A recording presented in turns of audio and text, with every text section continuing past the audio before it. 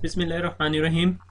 अस्सलाम वालेकुम और welcome back. Lecture number 4 ICND 2। और जनाबे वाला यहाँ से आगे अब हम शुरू करेंगे स्पैनिंग ट्री। मुझे यहाँ बड़ी सी आह भरनी चाहिए और उसके बाद बताना चाहिए कि ये स्पैनिंग ट्री एक ऐसा टॉपिक है जिसका मैं बहुत अरसे से इंतज़ार कर रहा था, और मेरे ख्याल में आप में से बहुत सारे लोग बहुत अरसे से इंतज़ार कर रहे थे। और मैं श्योर नहीं हूँ कि कितने लोग ऐसे हैं जिन्होंने CCNA कर लिया और उसके बाद दोबारा स्पेलिंग ट्री पढ़ रहे हैं, क्योंकि 2 साल पहले मुझे दोबारा एक कंपनी में काम करने का इतफाक हुआ जहाँ बहुत अजीबोगरीब किस्म का नेटवर्क लगा हुआ था। ठीक है, 100-200 प्लस स्विचेस लगे हुए थे और मुझे दोबारा स्पेलिंग ट्री खोल के पढ़ना पड़ा। ये एक ऐसा टॉपिक है, मेरे ख्याल में आप दोबारा इसकी तरफ रेफर करोगे क्योंकि ये एडवांस हो रहा है और न्यूअर वर्ल्ड के अंदर जो है इससे भी जान छुड़ा के एक और नई टेक्नोलॉजी की तरफ जाया जा रहा है। इट्स नॉट अवर टॉपिक, हमारा टॉपिक सिर्फ स्पेनिंग ट्री पढ़ना है। और स्पेनिंग ट्री जिस तरह ये ICND 1 के IP एड्रेसेस के सबनेटिंग पोर्शन के इक्वल की चीज़ है। ठीक है, इस इक्वली इंपॉर्टेंट, और ये इक्वली इंपॉर्टेंट है लाइक IP एड्रेसेस। जिस तरह सबनेटिंग आती है आपके ICND 1 के अंदर, इसी तरह स्पेनिंग ट्री आपके ICND 2 के अंदर आपका दिमाग खाएगा। ठीक है, और ये बताता चलूँ कि इस another skill that you need to have in your network. ये एक नया इलम है या नई टेक्नोलॉजी है जो आपको लर्न करनी पड़ती है अपने नेटवर्क में। अगर आपका एक ऑफिस है जिसमें 150 यूज़र हैं, आपको ये पढ़ने की ज़रूरत भी नहीं है क्योंकि ये यूज़ ही नहीं होगी।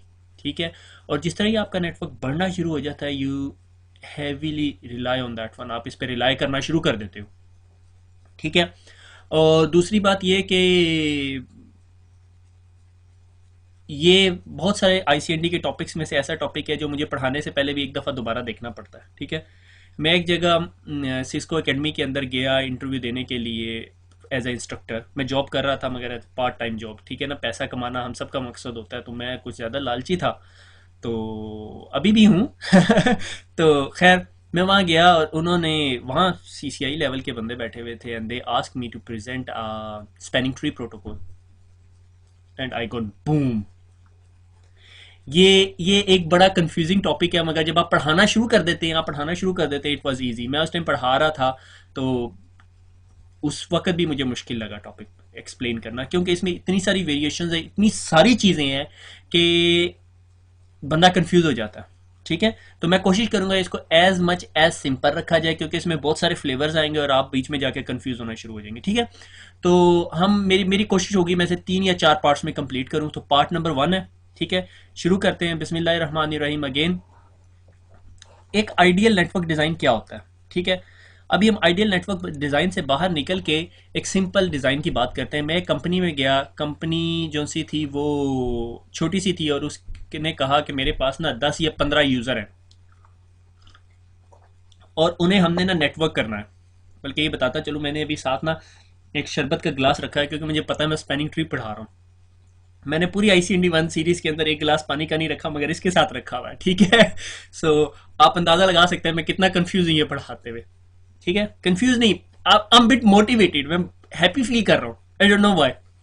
ठीक है, तो तो जनाबे वाला आपका जो बॉस होता है या आप खुद ही कंपनी में बॉस होते हो और आपने जी 10 बंदों को कनेक्ट करना है, तो आप बाजार जाते हो और बाजार से एक छोटा सा डीलिंग का स्विच उठा के ले आते हो, अनमैनेजेबल। ठीक है, और आपने ना अपनी कंपनी में जो 10 के 10 यूजर्स हैं ना वो कनेक्ट करा दिए। थोड़े अरसे बाद जो आपकी कंपनी है उसका बिजनेस एक्सपेंड करना शुरू होता है। से आप लोग जी मोबाइल एसेसरीज या मोबाइल के कंपोनेंट्स या कुछ चीज़ें बेचते हो, लैपटॉप के कंपोनेंट्स बेचते हो। ठीक है, आपने छोटा सा बिजनेस शुरू किया और उसके बाद अल्लाह ने बरकत दी और आपका बिजनेस एक्सपेंड होना शुरू हो गया। ठीक है, तो थोड़े अरसे बाद आपके जो 10 यूज़र्स हैं वो 100 यूज़र्स हो गए। तो अब आपने 100 यूज़र्स को जब नेटवर्क देना है, तो आपने कहा ये 24 पोर्ट का स्विच था, आपने एक और स्विच लगा दिया। ठीक है, और इस 24 स्विच के पोर्ट के आगे फिर एक 48 पोर्ट का स्विच लगा दिया। तो आपने रफली 100 यूजर्स को एकोमोडेट कर लिया। ठीक है, ये एग्जैक्ट 100 नहीं बनते मगर फिर भी।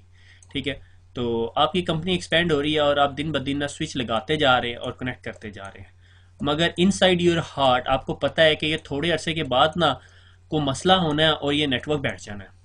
ठीक है, हुआ क्या कि आज आपने नया डिपार्टमेंट खोला। ठीक है, अब आपके बॉस ने कहा जी अब हम बहुत बड़ी कंपनी हो गए और हमें एचआर डिपार्टमेंट चाहिए, आप एचआर डिपार्टमेंट को ये स्विच दे दो और वहाँ पे 20-22 जो यूज़र एचआर के हैं, अकाउंट्स के हैं, वो बैठ के। अब शाम को क्या होता है कि नेटवर्क की ये केबल डिस्कनेक्ट हो जाती है, डैमेज हो जाती है, या आपने कॉपर लगी हुई थी, कॉपर डैमेज हो गया, कुछ हो गया, और उसके बाद ना आपका नेटवर्क दो पोर्शंस में डिवाइड हो गया। ठीक है, आप कहते हो यार मैं क्या करूं, मैं ये करता हूं कि बॉस आपका बुला लेता है आपको, कहता है ये क्या मसला है, आप बताते हो कि जी नेटवर्क जो है वो डेजी चेन हो गया, एक स्विच के आगे एक स्विच, एक स्विच के आगे एक स्विच, एक स्विच के आगे एक स्विच लगा हुआ है और डेजी चेन नेटवर्क हो गया। अब ये इसमें कहीं भी एक फाइबर या एक कॉपर कटती है और आपका नेटवर्क बैठ जाता है, या आपका नेटवर्क दो पोर्शंस में डिवाइड हो जाता है। तो आपके बॉस ने कहा अच्छा तुम्हें कितने पैसे चाहिए, इस नेटवर्क को थोड़ा सा रिलायबल करो। तो आपने कहा ठीक है, मुझे समझ आती कि हमारे पास जो 100+ यूज़र है, तो मैं सर आपको सजेस्ट करता हूँ कि अभी ना हम फ्यूचर फोर्स ही कर रहे हैं कि 200 यूज़र्स हो जाएंगे, तो मैं आपको सजेस्ट करता हूँ कि हम ना अब ये डी लिंक या दूसरे स्विच से उठ के सिस्को के स्विच ले लें, क्योंकि मैंने CCNA पढ़ना शुरू कर दिया, ICND 1 मैंने कंप्लीट कर लिया है और मुझे अच्छे स्विचेस चाहिए। आप अच्छे स्विच लेते हो, ठीक है, और अब आपने जो है वो स्विचेस को आपस में कनेक्ट करना शुरू कर दिया। 3 स्विचेस लिए आपने, उन्हें कनेक्ट किया आपस में कुछ यूं करके, ठीक है, ये तो वही डेजी चेन हो गया, मगर आपने उसके साथ क्या किया कि एक और केबल उठा के ऊपर कनेक्ट कर दी, यानी इन केस अगर ये केबल डिस्कनेक्ट होती है तो you still have a redundant route. ठीक हो गया, आपने अपने नेटवर्क के अंदर रिडंडेंसी क्रिएट कर दी। फिर थोड़े अरसे बाद आपको ख्याल आता है कि यार अगर ये स्विच अभी इतना रिलायबल नहीं है, क्यों ना मैं और बेटर नेटवर्क बनाऊं, क्योंकि 1000 यूज़र हो गए हैं। अब 1000 यूज़र के लिए फिर मल्टीपल रिडेंडेंसी है, तो आप क्या करते हो, मार्केट में जाते हो और एक सिस्को का 4500 या 6500 का स्विच खरीद लेते हो। ये इसकी पावर सप्लाई है, ठीक है, ये पावर सप्लाई, ये पावर सप्लाई, और इसके अंदर मॉड्यूल्स लगे हुए हैं, ठीक है, ये फाइबर के मॉड्यूल्स हैं। और आप क्या करते हो, ठीक है, मैं बड़ा आराम से रिलैक्स करके आपको ये पढ़ाना चाह रहा हूँ।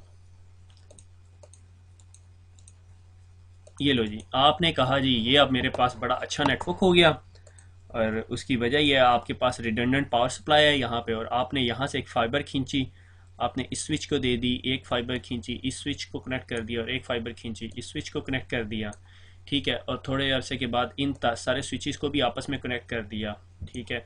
फिर थोड़े अरसे बाद आपको ख्याल आया कि अब हम अपना डाटा सेंटर ही बना लें, क्योंकि कंपनी बड़ी स्पीड से एक्सपेंड कर रही है, और आपने फिर उसके बाद एक और स्विच रखा, ठीक है, और मज़ीद रेजिलियंस प्रोवाइड करने के लिए आपने क्या किया, आपने ये किया, आपने अब इस स्विच से एक केबल फाइबर यहाँ पे लगा दी, एक स्विच से अपलिंक यहाँ पे लगा दिया, और एक स्विच से अपलिंक यहाँ पे लगा दिया, और इन दोनों के दो स्विचेस को आपस में कनेक्ट कर दिया, और इनके दरमियान एक हैवी ड्यूटी बैंडविड्थ का लिंक बना दिया, which is called ether channel. जब आप दो लिंक्स को इकट्ठा कर देते हो that is called ether channel, ठीक है। लाइक आपके पास 1 गीग का लिंक था, आपने कहा नहीं मुझे जी 2 गीग का लिंक चाहिए, तो आप दो फाइबर्स को इकट्ठा जोड़ देते हो, ठीक है। आपने फिजिकली दो फाइबर्स ही लगानी है, उनको टेप टूप या ग्लू नहीं लगानी, ठीक है, सिर्फ केबल्स कनेक्ट करनी है, और फिर उनको कॉन्फ़िगरेशन के अंदर कॉन्फ़िगर करना है कि ये दोनों जो फाइबर के इंटरफेसेस हैं ये एक चैनल है, that is called ether channel. ठीक हो गया, अब आपके पास रेजिलियंस नेटवर्क हो गया, जस्ट इन केस अगर ये स्विच डाउन हो जाता है पूरे का पूरा, या ये फाइबर डिस्कनेक्ट हो जाती है, आपके इस स्विच के पास दूसरा राउट है। अगर ये स्विच डाउन हो जाता है डेफिनेटली आपके पास कोई सोल्यूशन नहीं है, आप दूसरा स्विच लगाओगे, यहाँ पे रिप्लेसमेंट करते हो फर्दर हो।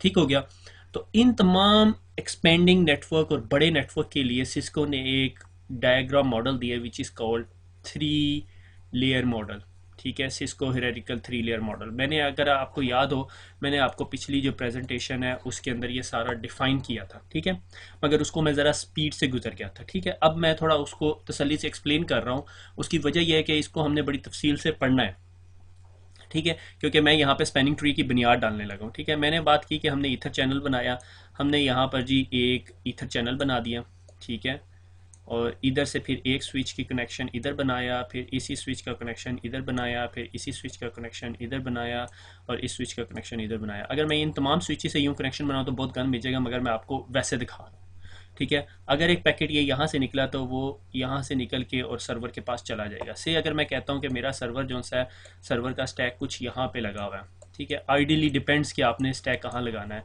तो फिर यहाँ पर भी कुछ ऐसी सी कनेक्टिविटी हुई होगी, ठीक है।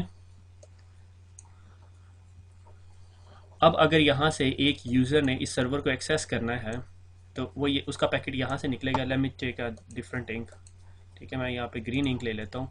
उसका पैकेट ये यहाँ से निकलेगा, इसके पास जाएगा, इसके पास से इधर और सीधा इस सर्वर के पास। अगर रास्ते में ये मशीन डाउन हो जाती है, ये स्विच डाउन हो जाता है, इसके पास एक अल्टरनेट राउट है जिसे मैं ब्लू कलर में बनाता हूँ कि उसकी ट्रैफिक यहाँ से जाएगी, यहाँ से जाएगी, यहाँ से जाएगी, यहाँ से जाएगी, और फिर कहाँ से जाएगी, सॉरी, यहाँ से भी जा सकती है, और अगर इन दोनों के बीच में एक और ईथर चैनल है तो यहाँ से भी जा सकती है। ठीक हो गया। अगर मैं कहता हूँ ये भी स्विच डाउन हो जाता है, फिर भी उसके पास एक और अल्टरनेट राउट है। ठीक है, तो आप देख रहे हैं, मकसद बताने का यहाँ पर ये है कि आपके पास देखो रेजिलियंस कितनी है अपने नेटवर्क के अंदर। ठीक है, मोर रेजिलियंट नेटवर्क हो गया, मोर लेयर्ड अप्रोच होगी। लेयर्ड अप्रोच होगी, लेयर्ड अप्रोच से मुराद कि अगर आप ट्रबल शूटिंग करने बैठो इस नेटवर्क को, तो सबसे पहले आपने क्या देखना है। ठीक है, आप देखोगे कि इस लेयर पे तो प्रॉब्लम नहीं आ रही। अगर आपको इस लेयर पे प्रॉब्लम नहीं आ रही, फिर आप इस लेयर पे देखना शुरू करोगे। अगर इस लेयर पे प्रॉब्लम नहीं आ रही तो फिर आप इस लेयर पे प्रॉब्लम देखना शुरू करोगे। तो it's a layered approach, easy to troubleshoot और इजी टू एक्सपेंड।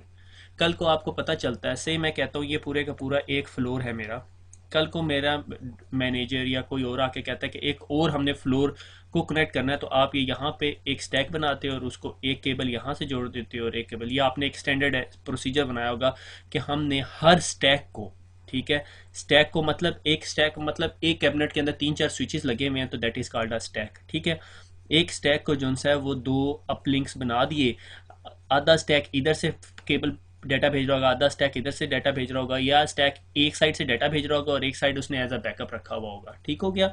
तो ये सारे कॉन्सेप्ट्स जो से हैं बेस कर रहे होते हैं आपके रेजिलियंस नेटवर्क के ऊपर। ठीक है, अब इसके अंदर देखो लेयर्ड अप्रोच हमने डिस्कस कर ली कि लेयर्ड अप्रोच है, सारा का सारा आर्किटेक्चर जो सा है वो लेयर्ड है, और उसके बाद ईथर चैनल है, और रिडंडेंसी या रिडंडेंट कनेक्शन की बात की कि अगर प्राइमरी कनेक्शन यहाँ पे है तो रिडंडेंट कनेक्शन यहाँ पे होगा। ठीक है, इसका प्राइमरी कनेक्शन यहाँ पे है और उसका रिडंडेंट कनेक्शन यहाँ पे होगा। ठीक है, इस एक्सेस लेयर पे नॉर्मल स्टैंडर्ड सिस्को की एक प्रैक्टिस है which is known as a over subscription, कि इस एक्सेस लेयर के ऊपर अगर मेरे पास से एक लिंक है तो इस लिंक को 100 MB का लिंक है तो इस लिंक को कितना यूज़ होना चाहिए, एवरेज इसकी यूजेज कितनी है, दैट इज़ कॉल्ड 1:20।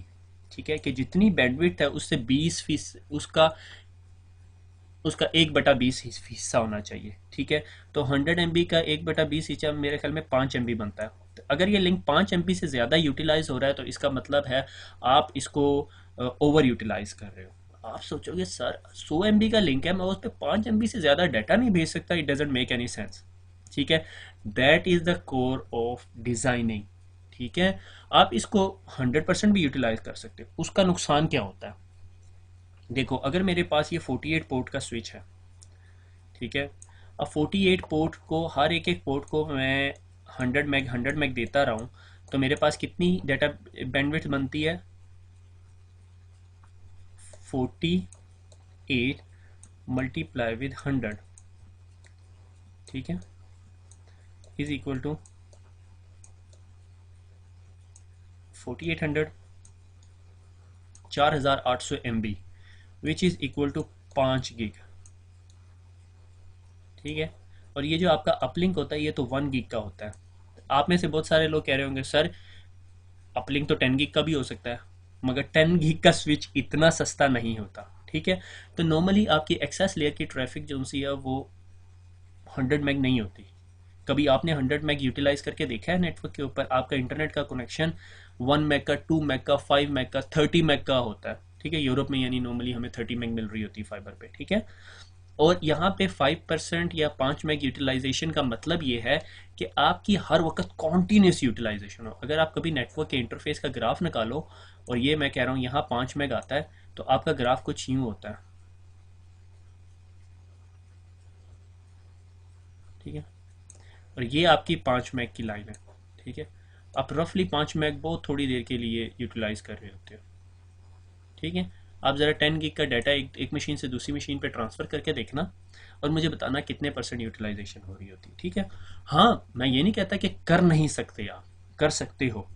अगर आपके एक्सेस लेयर पे 5 मैक से ज़्यादा ट्रांसफ़र हो रहा है तो आप कहोगे कि यार मैं आप अपनी एक्सेस लेयर को ओवर सब्सक्राइब करा रहे हो, तो उसका सोल्यूशन आपको निकालना पड़ेगा कि यहाँ से ईथर चैनल स्टैब्लिश कर सकते हो या कुछ और कर सकते हो। मैं ये नहीं कह रहा आप एक्सेस लेयर पे कर नहीं सकते। नॉर्मल डिज़ाइन के तहत ओवर सब्सक्रिप्शन 1:20 होती है, यानी 5 मैक से ज़्यादा डाटा नहीं होना चाहिए आपकी एक्सेस पोर्ट के ऊपर।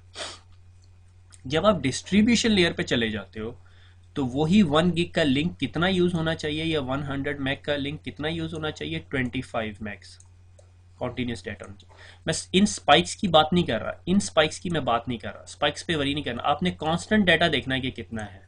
अगर लाइक आपका कांस्टेंट डाटा है लाइक ये 5 मैक्स है, ठीक है, और आपका डाटा रफली यहाँ पे फिर रहा है, तो इसका मतलब आप अपना ये लिंक अपग्रेड करो। अगर आप 10 मैग या 100 मैग का है तो इसे 1 गिग कर लो। 5% से ज़्यादा जो से ये बैंडविड्थ यूटिलाइजेशन नहीं होनी चाहिए कांस्टेंट एक्सेस लेयर पे। जब आप डिस्ट्रीब्यूशन लेयर पे चले जाते हो तो वो जो सा है वो 100 मैग 1:4 हो जाती है, और जब आप कोर पे चले जाते हो तो दैट डिपेंड्स, ठीक है। और ये कोई हार्ड एंड फास्ट रूल नहीं है, ये सिस्को की रिकमेंडेशन है, ठीक है। That depends upon your requirement, that depends upon your budget. आपका बजट पे डिपेंड करता है, आपकी रिक्वायरमेंट पे डिपेंड करता है कि क्या करना। अगर आपकी कंपनी के पास बहुत सारा पैसा है, आप बड़ी बड़ी ऑर्गेनाइजेशन हैं लाइक आप नासा हो, ये डोंट केयर।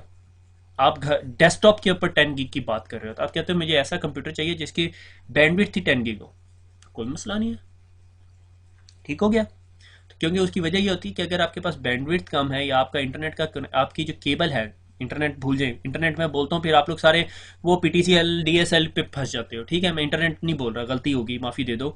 मैं ये कह रहा हूँ कि अगर आपकी केबल जो सी है वो 1 मैक की लगी हुई है आपके कंप्यूटर में, ठीक है, और आपके कंप्यूटर में डाटा ट्रांसफर करना, आपका कंप्यूटर स्लो हो जाता है। उसकी वजह ये होती है वो सारा टाइम जो है बेचारा वो डाटा ट्रांसफर पे लगा देता है। अगर उधर ही 1 गिग की केबल लगी हुई है और आपने ट्रांसफर 10 MB करना है तो फास्टर करेगा और आपके सीपीयू पे लोड भी नहीं पड़ेगा, उसका बफर बड़ा होगा, उसकी बैंडविड्थ ज़्यादा होगी, वो एक चंक में बड़ा पैकेट भेजेगा, जान छूटेगी उसकी, ठीक हो गया। याद है वो सीरियल कनेक्शन जो 56 Mbps का इंटरनेट कनेक्शन होता था, उसमें हम क्या करते होते थे, सबको पता है, ठीक है। आप में से कुछ लोग बच्चे हैं तो उनको नहीं पता, तो आप अपने बड़ों से पूछिएगा, ठीक हो गया। आगे चलते हैं। पर ये एक हमारा नॉर्मल जब बड़ा नेटवर्क हो जाता है तो उसके अंदर ये सिचुएशन होती है। और जब हमारा नेटवर्क बड़ा हो जाता है तो हम लोग रिडंडेंसी की बात करते हैं। यहाँ पे जो जिस बात से मैं तमहीद बांधना चाहता हूँ, जो लिंकेज क्रिएट करना चाह रहा हूँ, वो इसकी बात है, रिडंडेंसी, रिडंडेंट कनेक्शन। जब आपका नेटवर्क बड़ा हो जाता है, आपकी कंपनी में 1000 से ज़्यादा यूज़र हो जाते हैं, तो आपकी कंपनी एक बड़ी कंपनी की कैटेगरी में आ जाती है। आप अब अवेलेबिलिटी और स्पीड और आईटी के ऊपर रिलाई करना शुरू कर देते हैं, ठीक है। Doesn't matter what ever business your company is doing. जब आपकी कंपनी के अंदर 1000-5000 एम्प्लॉय हो रहे हैं तो इसका मतलब आप झक नहीं मार रहे हैं, आप कुछ कर रहे हैं। जब आप कुछ कर रहे हैं तो ज़ाहिर है आपको टेक्नोलॉजी की ज़रूरत है, और जब आपके पास टेक्नोलॉजी है तो फिर आप टेक्नोलॉजी पे हैवीली रिलाई कर रहे हैं, और जब आप टेक्नोलॉजी पे हैवीली रिलाई कर रहे हैं तो आपको फिर टेक्नोलॉजी को रिडंडेंट बनाना पड़ता है, ठीक है। लाइक आपने यूपीएस लगा दिया, आपने दो अपलिंक्स ले लिए, आपका एक इंटरनेट बंद होता है, आपके पास दूसरा इंटरनेट का कनेक्शन है, दूसरा भी बंद हो जाता है, तीसरा सेटेलाइट का कनेक्शन है, सेटेलाइट से डाउनलिंक आ रहा है, और blah blah blah blah, the list goes on and on, ठीक है।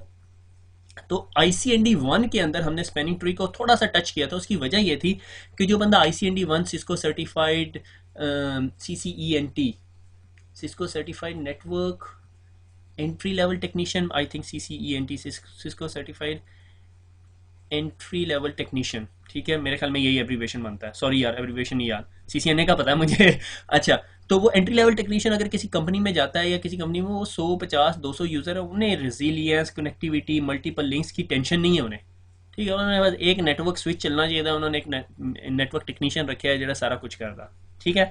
तो बार ये स्टोरी है। तो CCNA लेवल से एक्सपेक्ट कर रहे हैं कि वो कैसी कंपनी में काम कर रहा है जिसके पास 3000-4000 यूज़र हैं, उनके पास मल्टीपल अपलिंक्स हैं, एक लिंक बैठता है, दूसरा लिंक चलता है, और रेजिलियंस है। अब ये रेजिलियंस बहुत अच्छा लग रहा है, ठीक है, रिडंडेंसी आपको बहुत अच्छी लग रही है, एक लिंक चलता है, दूसरा बैठ जाता है, पहला चलने लग जाता है, पहला बैठता है, दूसरा चलने लग जाता है। पर जब हम इसे पढ़ेंगे तो हमें पता चलेगा ये स्विचिंग के अंदर बहुत बड़ा इशू है, ठीक है, जैसे अभी हम लोग जूझ रहे हैं और इससे trying to get rid of it, ठीक है। तो आगे चलते हैं। ये मेरे पास रिडंडेंट टोपोलॉजी है, ठीक है। तो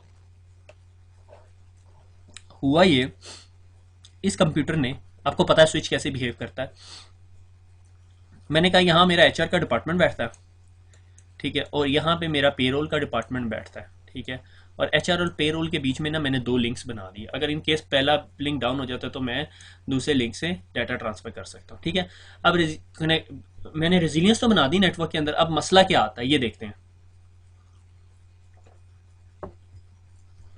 हाँ, जूस पिया मैंने। अच्छा, तो जनाब मसला ये आता है कि आप भी जूस पी लो भाई, नाराज ना हो मेरे से, ठीक है। We can take a break, आप तो कभी भी पास कर सकते हो वीडियो और जाके जूस पी लो, ठीक है। तो जूस पी के पढ़ाने का भी दिल नहीं कर रहा था। अच्छा, तो जो का पार्ट। अच्छा, अब आपने जब इस पीसी ने कहा, इस पीसी ए ने कहा कि भैया मैंने ना ये पीसी बी से बात करनी है, कंप्यूटर बी से बात करनी है, ठीक है। इसका डाटा यहाँ से निकलता है, स्विच में जाता है, और स्विच अपने मैक टेबल के अंदर एंट्री देखता है, उसे नहीं पता बी किधर है। तो वो जिस साइड से डाटा आता है उसको छोड़ के बाकी तमाम इंटरफेसिस पे ब्रॉडकास्ट कर देता है, ठीक है। स्विच यही करता है, ये ब्रॉडकास्ट यहाँ से घूमती है, इसके पास पहुंचती है और इसे कहती है मैंने बी के पास जाना है। इसको बी का नहीं पता होता, ये इस बी के पास भी फेंकती है और उठा के बाकी जिन पोर्ट से रिसीव होता है उसको छोड़ के बाकी तमाम पोर्ट्स पे भी भेज देती। तो यूं डाटा जाता है, और जब ये वाला पैकेट भी इसके पास आता है तो ये बी के पास भी भेजती है और इधर भी भेज देती है। तो ये क्या हो रहा है, लूप क्रिएट हो जाता है नेटवर्क के अंदर। और लूप क्रिएट होने के बाद क्या होता है, आपका कैम टेबल जो मैक टेबल है वो डिस्टर्ब होता है, आपका स्विच बैठ जाता है, सीपीयू यूटिलाइजेशन इतनी बूस्टअप कर जाती है कि आपका जो स्विच है वो रिस्पॉन्ड करना छोड़ देता है। इसकी बेस्ट एग्जांपल पता है क्या दूं, अगर आपने कभी स्पैनिंग ट्री के तजर्बा करना है, नॉन मैनेज स्विचेस देखें, नॉन मैनेज स्विचेस की एक पोर्ट में केबल लगाओ और दूसरी घुमा के दोबारा एक उसी पोर्ट में लगा दो, तो जो यहाँ से डाटा आ रहा है वो यहीं से यहीं वापस आएगा। और स्विच की फिर लाइट्स जो सी है ना वो ब्लिंक करते हुए देखना, वो सॉर्ट ऑफ डिस्को है, वहां पर फिर बैठ के आप डांस करना, that's like a disco dancer, ठीक है। तो सॉर्ट ऑफ लूप बन जाता है। तो सबसे बड़ा प्रॉब्लम जो हमें आता है वो रिडंडेंसी के अंदर वो ये कि लूप क्रिएट हो जाता है, ठीक है। कि एक तरफ से डाटा आया, वो अगर उस स्विच ने ब्रॉडकास्ट किया तो वो लूप क्रिएट कर देगा, ठीक है। उसको अवॉइड करने के लिए हम लोग क्या करते हैं, ठीक है, हम क्या करते हैं, हम जो रिडंडेंट लिंक होता है, जो दो रास्ते होते हैं उनमें से एक रास्ते को बंद कर देते हैं।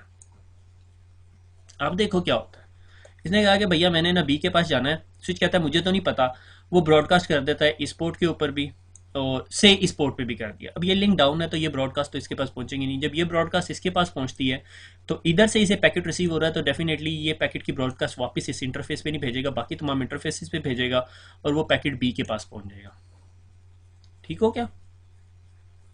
That's the simple spanning tree protocol, how it works. अभी तक आप कह रहे होंगे कि सर ने अभी शुरू में इतना लंबा लेक्चर दिया, वो स्पैनिंग ट्री 10 दफ़ा पढ़ोगे, फिर अपनी भी वो तारीफ कर दी बीच में और ड्रामेबाजी की सर ने। तो बेटे अभी आपने स्पैनिंग ट्री बाहर से देखा है, ठीक है। इस सारे रूल के ऊपर स्पैनिंग ट्री काम करता है, बस उसने ना ये रिडंडेंट लिंक होते हैं नेटवर्क के अंदर वो बंद करने होते हैं बस, ठीक है। बस ये अब जब नेटवर्क बढ़ता जाएगा बस ये रूल को अपने अप्लाई करते जाना और रूल चलता जाएगा। अच्छा, अब आपके में से कुछ स्टूडेंट ये सोच रहे होंगे, मुझे वो अगली तस्वीर निकाल लेने दो, टाइम टू लिव। अब आप में से जो बच्चे बादाम खाते हैं और जिनकी याददाश्त बहुत अच्छी है वो कह रहे होंगे कि सर आपने एक दफ़ा आईपी का हेडर पढ़ाया था और उसके अंदर आपने एक टर्म पढ़ाई थी टाइम टू लिव की, कि टाइम टू लिव की टर्म होती है वो जो अगली डिवाइस के पास जाती है वो एक वैल्यू इंक्रीमेंट डिक्रीमेंट कर देता है। अगर से वैल्यू मेरे पास 25 है टाइम टू लिव के अंदर, ठीक है, और उसके अंदर -1 कर देते हैं तो वो 24 हो जाती है, फिर 24 के अंदर -1 कर देते हैं तो जब ये वैल्यू 0 हो जाती है तो वो जो अगली डिवाइस उस पैकेट को रिसीव करती है उस पैकेट को डिस्कार्ड कर देती है। तो अगर ये बात सही है तो हमारे नेटवर्क के अंदर तो हमें स्पैनिंग ट्री की ज़रूरत ही नहीं है, ठीक है।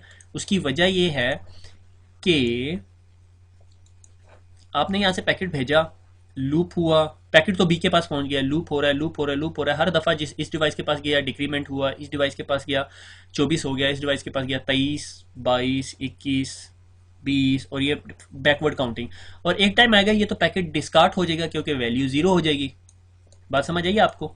टाइम टू लिव की वैल्यू, आप में से जिन लोगों को टाइम टू लिव की वैल्यू याद नहीं है उनके बारे में परेशान होने की जरूरत नहीं, वो तो शहजादे हैं सारे के सारे, ठीक है, वो मेरे जैसे हैं, ठीक है। और जिनको याद है उनके लिए मैं क्या कहने लगा था, उनके लिए let me put it in a better way, अच्छी तरीके से, ठीक है, वो अच्छे बच्चे हैं जिन्हें याद है, ठीक है। उनके लिए जनाबे वाला आंसर ये है कि टाइम टू लिव हमने पढ़ा था आईपी के हेडर में और आईपी काम करता है लेयर 3 के ऊपर, ठीक है, लेयर 2 के ऊपर काम नहीं करता और हमारा स्विच लेयर 2 पे काम करता है। ठीक है, तो लेयर 2 के जो स्विचेस हैं उनको इस वैल्यू को डिक्रीमेंट करने की इजाज़त नहीं होती। अगर यहाँ पे राउटर होता, हाँ मैं मानता हूँ उसने डिक्रीमेंट कर देना था, तो राउटर्स के अंदर हमें स्पैनिंग ट्री के बारे में परेशान होने की ज़रूरत नहीं है।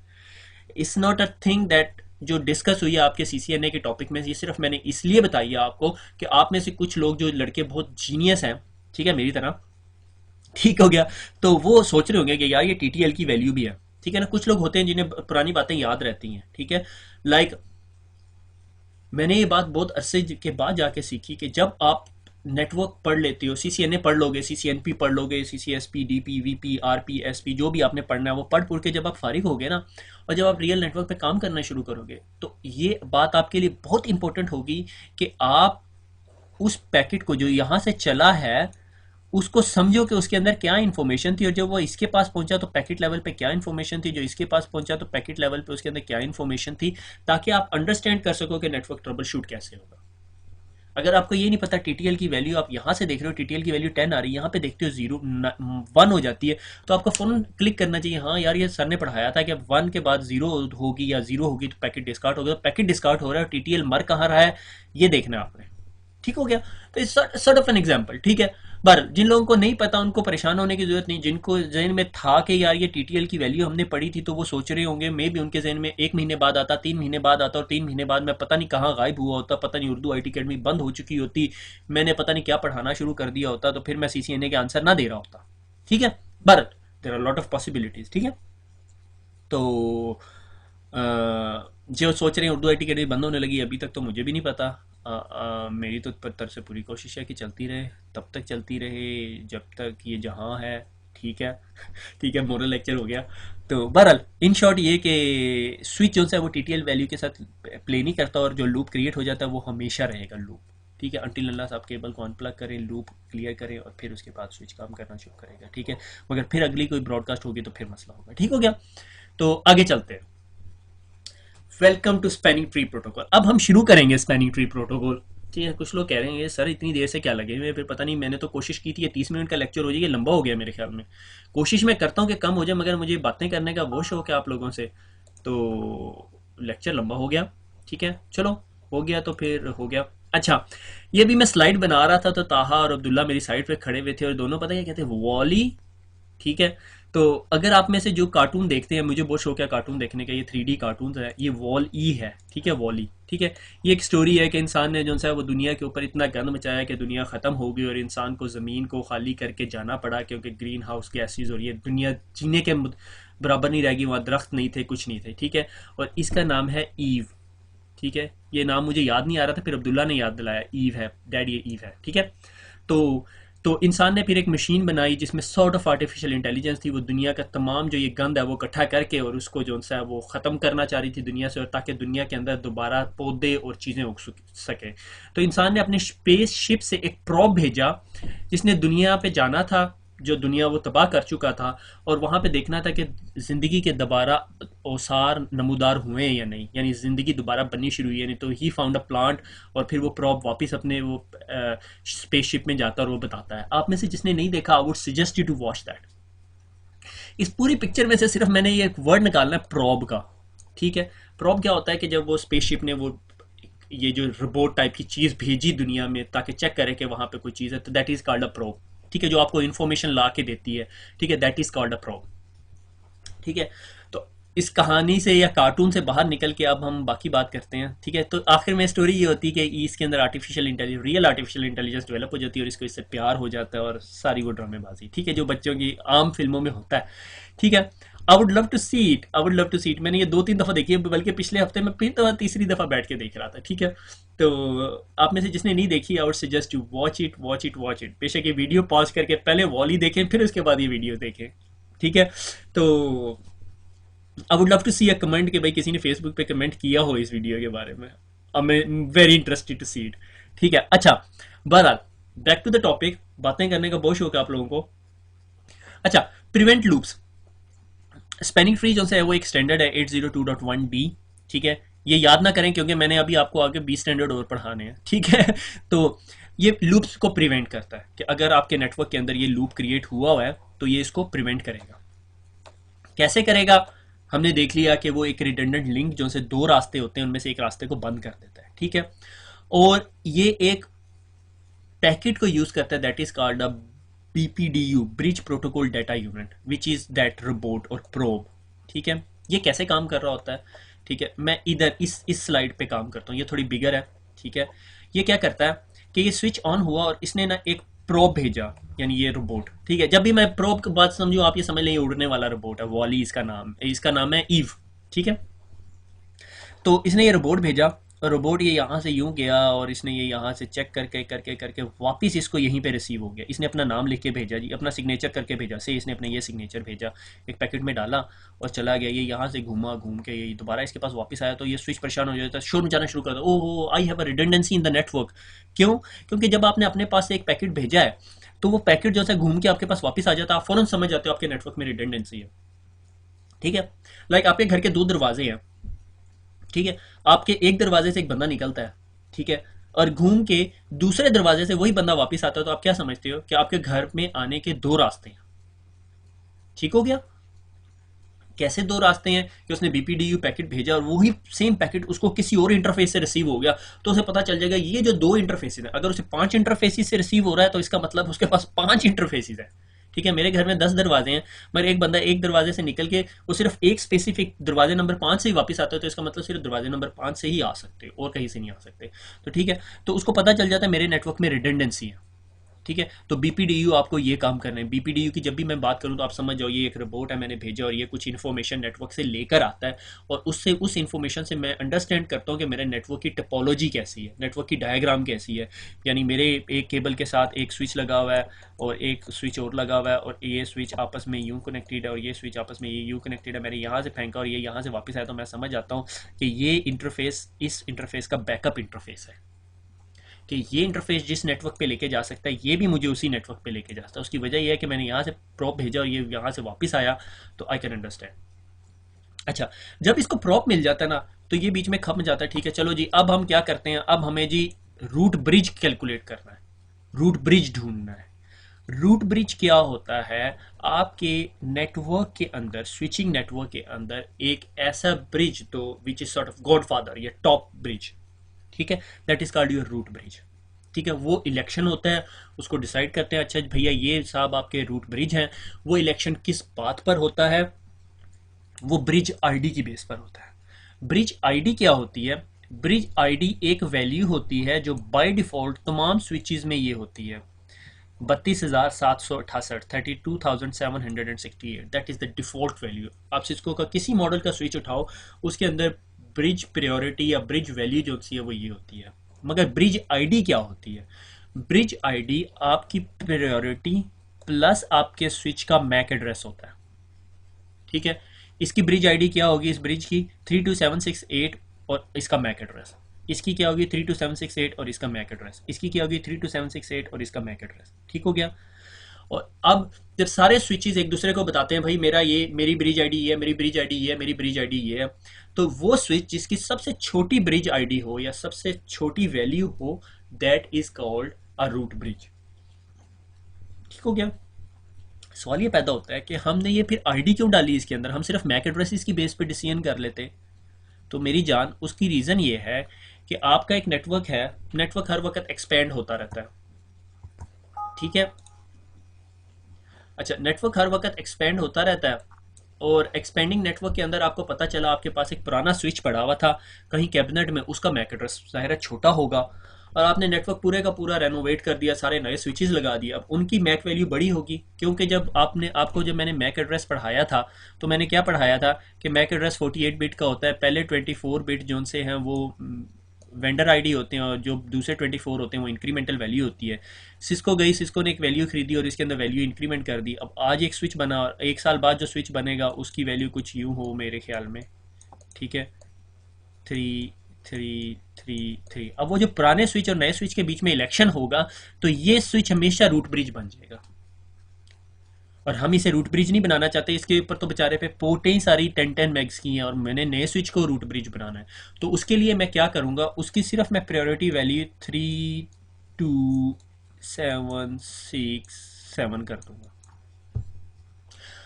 अब जब ये वैल्यू छोटी है तो अब पीछे की वैल्यू जितनी मर्जी बड़ी हो तो दिस इज ऑलवेज स्मॉलर, और ये हमेशा रूट ब्रिज बनेगा। और लाजमी नहीं है आपने एक ही नंबर कम करनी, आप 15,000 कर दो, ठीक है, आप जो मर्जी कर दो, आप 1,000 कर दो, ठीक है, दैट्स अप टू यू, ठीक है, आप वैल्यू इसकी कम कर सकते हो, ठीक है, ये आप मॉडिफाई कर सकते हो, ठीक है। तो जी अभी हम समझ रहे हैं हमारे पास आइडियल एनवायरनमेंट है कि हमारा जो ये स्विच है ना ये रूट ब्रिज बन गया। इसने कहा जी मेरा ये सबसे छोटी वैल्यू है क्योंकि ये सबसे छोटी वैल्यू है, ठीक है, इससे बड़ी वैल्यू ये है, इससे बड़ी वैल्यू ये, तो हमने कहा जी ये मेरा स्विच जो है ना ये रूट स्विच बन गया या रूट ब्रिज बन गया, ठीक है। अब आगे चलते हैं, इलेक्शन हो गया, ठीक है, उसने पहले रिडंडेंसी चेक की, इलेक्शन हो गया, अब ब्लॉक द रिडंडेंट लिंक्स, और आपने जी रिडंडेंट लिंक ब्लॉक कर देने हैं, ठीक है। अब रिडंडेंट लिंक क्या होता है, ठीक है, इसकी ब्लॉकिंग के पॉइंट पे हम बाद में आएंगे। अब पहले मैं ये करता हूं कि पूरा स्पैनिंग ट्री का स्ट्रक्चर जिस तरह हम डिस्कस करते आ रहे थे वो करते हैं, ठीक है। ये स्विच ऑन हुए, इन सच तमाम स्विचेस ने बीपीडीयू फेंके और तमाम स्विचेस ने समझ लिया कि नेटवर्क जो सा रिडंडेंट है, और इन्होंने फिर इलेक्शन किया, इलेक्शन करने के बाद इस स्विच को जो सा वो रूट स्विच कह दिया या रूट ब्रिज कह दिया, जो मर्जी कह लो, ठीक है, ये आर्क। अब इन दोनों स्विचेस ने, ये स्विच खाली हो गया और इसने अपनी तमाम पोर्ट्स अब ओपन कर दी, ठीक है, इसकी तमाम ओपन पोर्ट है, ये इन तमाम पोर्ट्स पे लिसन करेगा और फॉरवर्डिंग भी करेगा। अब इस स्विच ने कहा अच्छा भैया अब हमें पता चल गया जी हमारा गॉड फादर कौन है या हमारा मेन स्विच कौन सा है, अब ये देखते हैं कि मैं उसके पास पहुंचूंगा कैसे, ठीक है। तो इसने कहा जी मैं इसके पास इधर से भी जा सकता हूं और इधर से भी जा सकता हूं, ठीक है। अब ये कैलकुलेट करेगा उस रास्ते तक पहुंचने की वैल्यू या कॉस्ट, ठीक है। स्पैनिंग ट्री के अंदर अगर कोई लिंक 100 एमबीपीएस का होता है तो उसकी वैल्यू 4 होती है, ये मैं आपको आगे टेबल दिखाऊंगा, ठीक है। तो इसने कहा ये लिंक जो सा ये 1 गीग का है तो इसकी वैल्यू है 4, ठीक है। तो मैं 4 वैल्यू के बाद मेरी जो इस रास्ते से अगर मैं जाऊंगा तो इस रास्ते की कॉस्ट मुझे 4 पड़ेगी, ठीक है। फिर आप कहते हो अच्छा चलो अब मैं इधर से अगर जाऊंगा तो मुझे कॉस्ट पड़ती है 4 और फिर 4, तो मुझे इस रास्ते की कॉस्ट कितनी पड़ेगी 8। तो ये स्विच कैलकुलेट कर लेगा अच्छा तो बेस्ट रास्ता मेरे लिए कौन सा है ये वाला, तो मैं इस लिंक को ब्लॉक कर देता हूं और मैं अब रूट स्विच तक सिर्फ इस तरह जाऊंगा, ठीक हो गया, यहां तक बात समझ आ गई। लाइक आपके पास सरगोदा से लाहौर जाने के लिए 2 रास्ते हैं, ठीक है, एक रास्ता मोटरवे से है और एक रास्ता जो से एक और रास्ते से पिंडी भटिया से। पिंडी भटिया के रास्ते में आपके पास 10 टूल प्लाजे आते हैं, हर 10 टूल प्लाजे वाले 10-10 रुपए लेते हैं। मोटरवे में एक टूल प्लाजा आता है, बल्कि 2 टूल प्लाजे आते हैं, से 2 टूल प्लाजे आते हैं और वो 10-10 रुपए लेते हैं। एक रास्ता 20 रुपए में जा रहा है, एक रास्ता 100 रुपए में जा रहा है, आप 20 रुपए वाला लोगे। That's the same situation. Lahore आपका रूट ब्रिज है, ठीक है, बल्कि रूट ब्रिज नहीं, मैं कहता हूँ आपका ससुराल है, अब आपने ससुराल जाना है, ठीक है, यासिर अब मुझे छेड़ेगा, ठीक है। तो खैर तो अब आपने अपने ससुराल पहुंचना है जो आपका रूट ब्रिज है। तो अब आपने कैसे जाना है, तो आप जो है वो शॉर्टेस्ट रूट लोगे, क्योंकि आप जब तक आपने ससुराल जाने का अच्छा रास्ता नहीं करोगे तो आपने तो हर हफ्ते जाना होता है, ठीक है। कोई मेरे जैसा बिल्कुल ही नीचे लगा बेचारा, उसने तो हर रोज जाना पड़ता है बेचारे को, ठीक है। तो जनाब फिर आपको सस्ता रास्ता और सस्ता सोल्यूशन निकालना पड़ेगा जब जो काम आपने हर हफ्ते या हर महीने करना है, ठीक है। तो वो स्विच जो है वो शॉर्टेस्ट पाथ ढूंढ लेगा और दूसरे पाथ को वो ब्लॉक कर देगा, ठीक है, इरेज आ लेंगे, ठीक है। तो उसने कहा जी मेरे पास ये बेस्ट रूट है, तो ये मेरी जो सी है ना इस पोर्ट को मैं कहता हूँ रूट पोर्ट, इस पोर्ट को इसने क्या कह दिया रूट पोर्ट, और ये आपका रूट ब्रिज है। रूट ब्रिज को रूट कुछ नहीं करना पड़ता, जब उस स्विच को पता चल जाता है मैं रूट ब्रिज हूं वो अपनी सारी पोर्ट्स को ओपन पोर्ट्स कर देता है, ठीक है, या डेजिग्नेटेड पोर्ट कर देता है। ओपन पोर्ट को डेजिग्नेटेड पोर्ट भी कह सकते हैं, ठीक है। अच्छा अब उसके बाद क्या करता है दूसरा स्विच जोन सा है, अब इसके पास भी बेस्ट रूट कौन सा है जाने का ये वाला, तो ये इसको भी अपनी रूट पोर्ट कह देगा कि भाई ये रूट के पास जाने के लिए मेरे पास बेस्ट रास्ता ये है। अब क्या होगा, अब इस लिंक के ऊपर फड्डा खुलना सारे का सारा, ठीक है। अब जी इन दोनों स्विचेस डिसाइड करेंगे कि हमने इस लिंक के साथ क्या करना है। ये स्विच इस लिंक को डेजिग्नेटेड पोर्ट करार दे देगा, ठीक है, डेजिग्नेटेड पोर्ट। आप कह रहे हैं मैं समझ गया, ठीक है। और ये स्विच जो है इस लिंक को क्या कर देगा ब्लॉक कर देगा। अभी तक आप समझ रहे थे कि मैं स्पैनिंग ट्री सारे समझ गया, अब मसला खुलेगा कि एक साइड से जब आपने इस स्विच की कॉन्फ़िगरेशन देखी, आपने कहा अच्छा अच्छा मुझे समझ आ गई स्पैनिंग ट्री की प्रोटोकॉल टोपोलॉजी। जब आपने इस स्विच से देखा तो इसने इसे मार्क किया डेजिग्नेटेड पोर्ट, मगर इस स्विच ने इस पोर्ट को ब्लॉक पोर्ट करा दिया, तो इधर डाटा नहीं जा सकता कभी भी, ठीक है। उसकी वजह यह है कि इसने इस स्विच ने इसे डेजिग्नेटेड क्यों करार दिया और इसने इसे ब्लॉक क्यों करार दिया, क्योंकि इन दोनों के बीच में फिर दोबारा टाई हो गया कि कौन इसे ब्लॉक करेगा कौन इसे डेजिग्नेटेड करेगा। तो इस स्विच की जो सी है वो मैक वैल्यू छोटी थी इसकी निस्बत, तो he has got a priority, तो इसने इसे डेजिग्नेटेड कर दिया और इस साहब ने इसे ब्लॉक कर दिया। अब ये दोनों स्विचेस आपस में कम्युनिकेट कैसे करते हैं? Over this link. और हमारे पास नेटवर्क के अंदर लूप नहीं क्रिएट होता। That is whole of your spanning tree concept, basics of your spanning tree concept. ठीक हो गया? ठीक है। सिस्को की बुक ने थोड़े डिफरेंट मॉडिफाई करके सेगमेंट्स बना के डिफाइन किया हुआ, मैंने सेगमेंट्स नहीं बनाए, मैंने आपको ऐसे ही दिखा दिया। ठीक है। और अब इसके अंदर एक और कॉन्सेप्ट भी आता है। ठीक है। यहाँ तो मैक एड्रेसेस ने डिसीजन कर दिया क्योंकि टाई हो गया था कि कौन इस लिंक को ब्लॉक करेगा कौन इस लिंक को डेजिग्नेटेड करेगा। ठीक है। एक और पॉसिबिलिटी है, वो है ये। ठीक है कि मैंने यहाँ पे इसको रूट पोर्ट कह दिया क्योंकि ये मुझे रूट ब्रिज के पास लेके जाती है, इसने भी इसे रूट पोर्ट कर दिया। ठीक है। अब इसका मैक एड्रेस था 1 और इसका मैक एड्रेस था 2, तो जिसका मैक एड्रेस 1 था वो उसने डेजिग्नेटेड पोर्ट कर दिया और जिसका मैक एड्रेस बड़ा था उसने उसे ब्लॉक कर दिया और ये लिंक आपका ब्लॉक हो गया। इन शॉर्ट आपका लिंक ब्लॉक हो गया। इधर क्या होगा? ठीक है, ये मेरा रूट ब्रिज हो गया, इसने अपनी अब दोनों पोर्ट्स, रूट ब्रिज की कोई भी पोर्ट ब्लॉक नहीं होती, तमाम पोर्ट्स ओपन होती हैं। ठीक है। अब इस स्विच ने डिसाइड करना है, ठीक है, कि ये मेरी रूट पोर्ट होगी। ठीक है, से मैंने कहा जी ये 100 मैक का लिंक था। ठीक है, से इसे कह दिया जी इसकी वैल्यू थी 4 और इसकी वैल्यू थी से 19। ठीक है, क्योंकि ये 100 मैक का था। ठीक है, तो ये आपकी रूट पोर्ट होगी, आपने इसको रूट पोर्ट कर दिया और इस पे सारा डाटा जा रहा है। अब ये वाली पोर्ट क्या होगी? ठीक है, ये वाली पोर्ट क्या होगी? ठीक है, तो अब आपने डिसाइड करना है कि डिसीजन किस बेसिस पर हो। ठीक है, sorry sorry sorry sorry sorry, मैं थोड़ी सी गलती कर गया इसमें। आपका ये रूट ब्रिज है। ठीक है, इसलिए मैं बताता हूँ स्पैनिंग ट्री मुश्किल है। ठीक है, ये रूट ब्रिज है, इसकी दोनों पोर्ट्स ओपन है। ठीक है, दोनों की सेम वैल्यू है, टाई हो गया। अब स्विच कैसे डिसाइड करेगा कि मैंने कौन से लिंक पे लेके जाना है? स्विच के तो दोनों इंटरफेसेस एक ही हैं, स्विच का मैक एड्रेस भी सेम है, तो decision will go back to lower port number. ठीक है, और लोअर इज द बेस्ट। अगर ये इंटरफेस है इंटरफेस 0/10 और ये इंटरफेस है 0/20, ठीक है, तो ये वाला 20 वाला लिंक ब्लॉक हो जाएगा और ये वाला लिंक जो है वो रूट ब्रिज बन जाएगा। ठीक है, पहले डिसीजन होगा मैक की बेसिस पे। ठीक है, अगर मैक टाई हो जाता है, लाइक एक स्विच है उसके दोनों इंटरफेसेस हैं, तो फिर डिसीजन होगा इंटरफेस नंबर पे। जिसका इंटरफेस नंबर बड़ा है वो इंटरफेस बंद हो जाएगा और जिसका इंटरफेस नंबर छोटा है वो फॉरवर्डिंग स्टेटस में हो जाएगा। ठीक हो गया? यहाँ तक समझ आ गई? और ये हमारा स्पैनिंग ट्री था। मैं इसको एक दफ़ा क्विकली रिवाइज कर देता हूँ, मुझे नहीं पता अगली स्लाइड पे क्या है। ठीक है, ये मेरा लिंक था, स्विच ऑन हुए, इस स्विच ने एक BPDU फेंका, इसने भी फेंका, इसे पता चल गया हो मेरे लिंक पे तो रिडंडेंसी है, स्पैनिंग ट्री किक इन हुआ था। इसने क्या किया, इलेक्शन करो, इलेक्शन में जी ये भाई साहब जीत गए और इन्होंने अपनी असेंबली बना ली। ठीक है, रूट ब्रिज बन गए।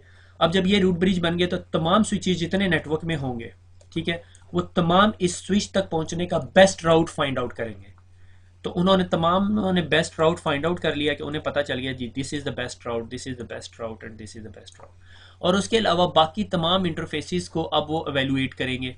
ठीक है, इसने एवेल्युएट किया ये इंटरफेस को, तो इसने देखा कि मेरा मैक एड्रेस जो है वो छोटा है, तो मैं इसको डेजिग्नेटेड कर दूंगा और इसको ब्लॉक कर दूंगा, ये नॉन डेजिग्नेटेड कर दूंगा। ठीक है, अब इसका इसके साथ लिंक था। ठीक है, इसने देखा कि अच्छा ये मेरे साथ लिंक है और मेरा मैक एड्रेस इससे छोटा है, तो इसने इसको डेजिग्नेटेड कर दिया और इसने इसको ब्लॉक कर दिया। एक्चुअली इन शॉर्ट ये लिंक ब्लॉक हो गया। इसके बीच में भी लिंक था, ये लिंक भी ब्लॉक हो गया, इसके बीच में भी लिंक था, वो भी ब्लॉक हो गया, इसके बीच में भी लिंक था, ये भी ब्लॉक हो गया। अब थोड़े दिनों के बाद क्या हुआ कि ये लिंक जो है डाउन हो गया, चूहा आया और उसने ये केबल को उतर दी। ठीक है, तो अब इसके पास दो रास्ते हैं, आइदर वो इस रास्ते से जाए, आइदर वो इस रास्ते से जाए। तो स्विच देखेगा कि कॉस्ट की वैल्यू पे कि कौन सा मुझे छोटा पड़ता है। अगर ये 10 Mbps का लिंक था, इसकी कॉस्ट थी 19 और इसकी कॉस्ट थी 4।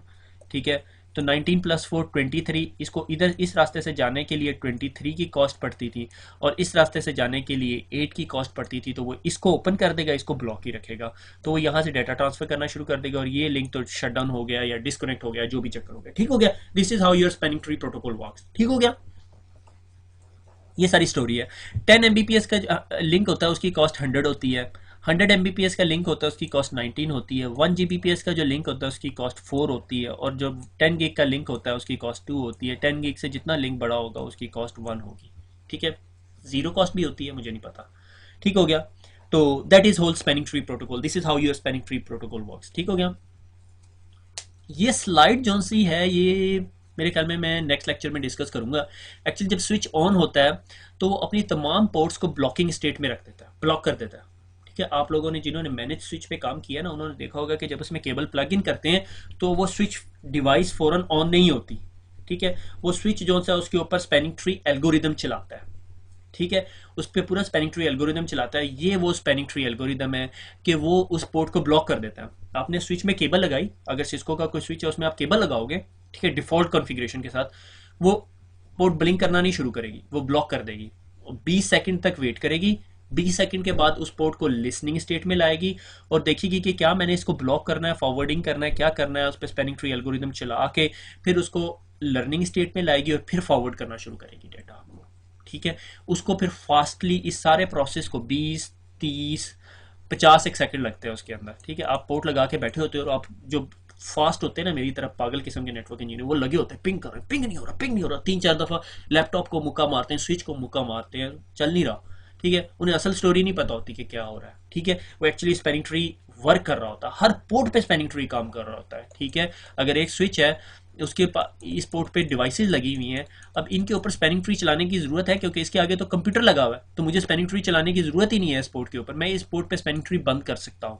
कैसे बंद करूंगा, वो कैसे काम करेगा, दैट्स अनदर लेक्चर, वो हम पार्ट नंबर 2 के ऊपर डिस्कस करेंगे, ठीक है। एक्चुअली स्विच ऑन हुआ, उसने बीपीडीयू सेंड किया और बैठ गया वेट करने के लिए, 20 सेकंड तक वेट करता है। अगर उसे बीपीडीयू नहीं मिलता इस पोर्ट पे, से मेरे पास ये स्विच है, मैंने उसको ऑन किया और इस स्विच पे कंप्यूटर लगा हुआ है, ठीक है, और इस स्विच पे एक और स्विच लगा हुआ है और इस स्विच पे फिर एक और स्विच लगा हुआ है और इस स्विच पे फिर एक और स्विच लगा, ठीक है।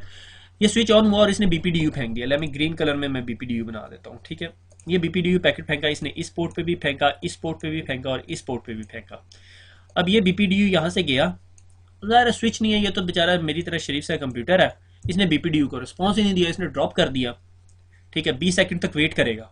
अगर उसे इस पोर्ट पे बीपीडीयू, हम इस पोर्ट को डिस्कस कर रहे हैं, बीपीडीयू नहीं मिलेगा, वो क्या करेगा, उस पोर्ट को लिसनिंग स्टेट में कर देगा, अब उस पर लिसन करना शुरू कर देगा, ठीक है। 15 सेकंड वेट करेगा, उसको कहीं बीपीडीयू नहीं मिलेगा, कहीं कोई रिस्पॉन्स नहीं मिलेगा, वो उसको लर्निंग स्टेट में करेगा, मैक एड्रेस लर्न करेगा, जो भी करेगा, और उसके बाद उससे डाटा ट्रांसफर करना शुरू कर देगा। ये टाइमर हम चेंज कर सकते हैं। और इस पोर्ट पे क्या होगा कि वो बीपीडीयू सेंड करेगा और वो 20 सेकंड के टाइमर के अंदर जब वो लिसनिंग में पहुंचेगा तो उसको यहाँ से बीपीडीयू मिल जाएगा और सारी पोर्टों पे अब स्पैनिंग, इस पोर्ट पे स्पैनिंग ट्री चलाना शुरू कर देगा। अब देखेगा जी, अच्छा जी, अब मैंने इसे ब्लॉकिंग करना है, डेजिग्नेटेड करना है, रूट पोर्ट करना है, उसे पता चल जाएगा यार स्पैनिंग ट्री है। वो फिर यहाँ पे अब आगे कार्रवाई डालना शुरू करेगा, ठीक है, कि अच्छा कहेगा, अच्छा ठीक है ये हो गया, अब इलेक्शन करो, इलेक्शन करेगा, इलेक्शन करके देखेगा ये रूट ब्रिज है या नहीं, उसे पता चलेगा जी ये रूट ब्रिज है, ठीक है। अब वो देखेगा कि ये पोर्ट मेरी मेन पोर्ट है या ये पोर्ट मेरी रूट पोर्ट है, ठीक है। रूट पोर्ट टर्म याद रखना, रूट पोर्ट है, ठीक है। तो अगर ये रूट पोर्ट होगी तो इसको रूट पोर्ट कर देगा और इसको ब्लॉक कर देगा, ठीक है। ये सारा स्पैनिंग ट्री है, ठीक है। और इसको इससे अवॉइड करने के लिए हम स्पैनिंग ट्री पोर्ट फास्ट की कमांड यूज करते हैं, दैट्स अनदर लेक्चर, हम डिस्कस करेंगे इसको, ठीक है। आप लोगों को by the end of this lecture समझ आ जाना चाहिए कि स्पैनिंग ट्री काम कैसे करता है। अगर आपको मैं 10 स्विचेस का नेटवर्क दूंगा तो आपको पता चलना चाहिए कि कौन सी ब्लॉक पोर्ट है, कौन सी नॉन ब्लॉक पोर्ट है। मैं कोशिश करूंगा कि कल ही दूसरा लेक्चर अपलोड कर दूं, अगर मेरी बीवी बच्चों ने मुझे इजाजत दी, ठीक हो गया। तो दैट्स इट, दैट्स हमारा होल स्पैनिंग ट्री प्रोटोकॉल, ठीक है। एक दफ़ा दोबारा डायग्राम बना देता हूँ, एक स्विच, 2 स्विच, 3 स्विच और ये 4 स्विच, ठीक है। और ये लो जी, क्या अब आप यहाँ पे इस पे स्पैनिंग ट्री कैलकुलेट कर सकते हो। आप में से कुछ बड़े साइंटिस्ट हैं वो इस पे भी स्पैनिंग ट्री चला के दिखाएंगे, हालांकि इसमें स्पैनिंग ट्री चल नहीं सकता, इस नेटवर्क के अंदर रिडंडेंसी नहीं है। इस नेटवर्क में रिडंडेंसी डाल दें हम, ये लो जी, ये नेटवर्क में रिडंडेंसी होगी, इसने बीपीडीयू फेंका और उसको वो बीपीडीयू इस पोर्ट से वापस मिल रहा है। ठीक है, अब ये इलेक्ट करेंगे रूट ब्रिज। रूट ब्रिज हमने जी इलेक्ट कर लिया, ये हमारा रूट ब्रिज है। ठीक है, तो ये मेरी प्राइमरी पोर्ट है, मैंने इस पोर्ट को ब्लॉक कर दिया और इस पोर्ट को ब्लॉक कर दूं। अब रिडंडेंसी रहेगी, देखो कहीं रिडंडेंसी है यहाँ पे। मैंने यहाँ से पैकेट भेजा, मेरे पास वापस नहीं आ सकता। मैंने यहाँ से पैकेट भेजा, मेरे पास वापस नहीं आ सकता। मैंने यहाँ से पैकेट भेजा, मेरे पास वापस नहीं आ सकता। ठीक हो गया, that's it, that is our spanning tree protocol. आप 10-12 स्विच बना के दोबारा स्पैनिंग ट्री चला के देखें। आई वुड सजेस्ट आप में से कुछ लड़के एक पिक्चर अपलोड करें और उसके बाद कर मुझे दिखाएं कि आपको समझ आई है स्पैनिंग ट्री प्रोटोकॉल की या नहीं। कोई भी 10-12 स्विचेस को जोड़ें, नेटवर्क में रिडंडेंसी बनाएं, देखें कौन सी फॉरवर्डिंग पोर्ट होनी चाहिए, कौन सी ब्लॉकिंग पोर्ट होनी चाहिए। फॉरवर्ड और ब्लॉकिंग, बस इस पे ही काम रखें। ठीक है, वो डेजिग्नेटेड नॉन डेजिग्नेटेड में फंसने की जरूरत नहीं, क्योंकि उसके लिए आपको फिर मैक एड्रेस और बाकी इन्फॉर्मेशन डालनी पड़ेगी। In short,